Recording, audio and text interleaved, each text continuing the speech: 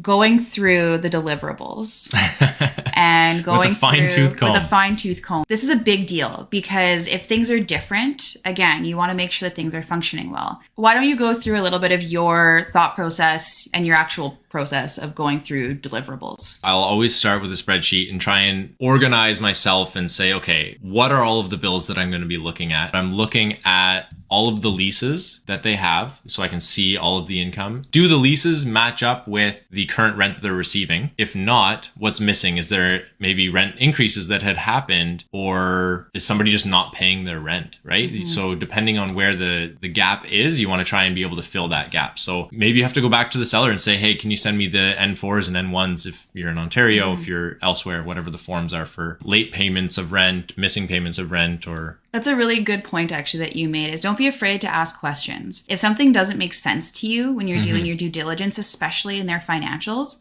ask about it.